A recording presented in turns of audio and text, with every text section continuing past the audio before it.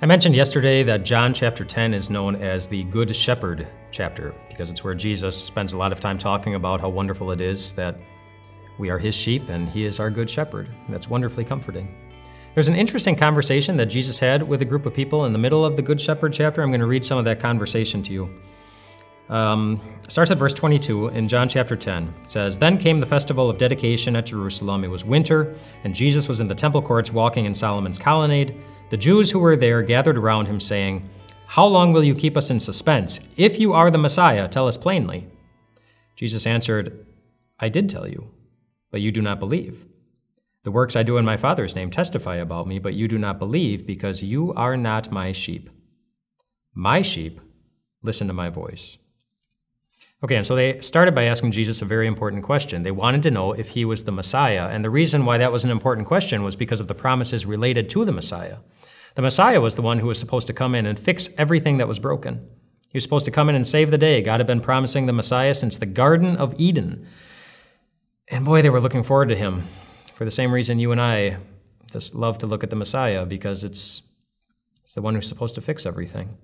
Now, you should know something about this group that was talking to Jesus. When they asked him, "Are you the Messiah? Tell us, we want to know," they were actually asking the question sarcastically.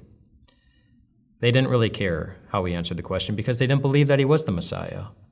They didn't care how he answered it, but I bet you do.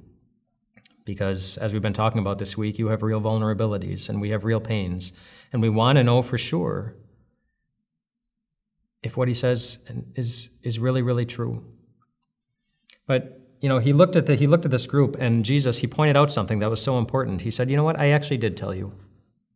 I actually did tell you the truth." And then he pointed out, "I've even done wonderful miracles to show you that I am really from God. I've done things that nobody else can. But," he said, "you didn't listen. You didn't listen." And because they didn't listen, and because Jesus said that one of the important characteristics of my sheep is that they listen to my voice, he was able to definitively look at them and say, "You are not one of my sheep, because you do not listen."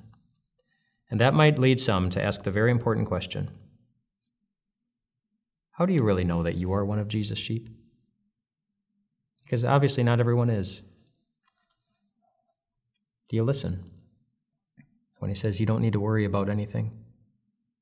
Do you listen when he says you don't need to be afraid? Do you listen when he says that he has great plans for you and you can trust him? Do you listen when he says you're forgiven?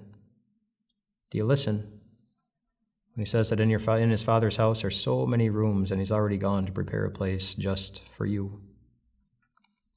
The reason he tells us to listen is not only because in his word he gives us such awesome guidance for what we're supposed to do in our lives. Every time we listen to his voice, it really reminds us of the same thing in so many different ways. That you're going to be okay. All his promises are promises of love, promises of protection, promises that you are being watched over by your Father in heaven. I'm going to share with you of something that has become very useful to me in my life and in my ministry. There was a time in my life when I was really struggling with something, full of anxiety, full of worry, and I didn't know what to do or how to feel about it, and it was really getting me down. And I was talking to a friend on the phone, and he said, "How are you feeling right now?" And I said, "Well, I feel really worried. I feel really afraid, and for so many different reasons." And then he said, "I understand." And then he paused and he asked me this question. He said, "Which passage in the Bible are you thinking of right now where God gives you the right to feel that way?" And I thought about it.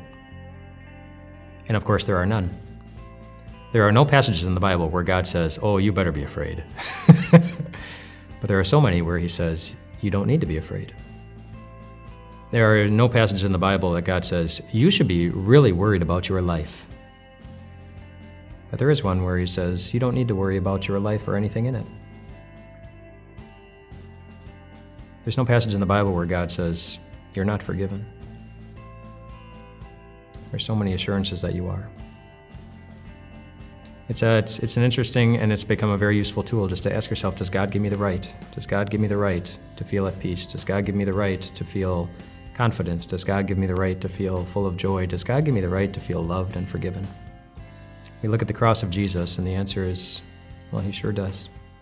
We have the right to believe those things, and that's one of the great ways that we are cared for by our Good Shepherd and our Father in heaven.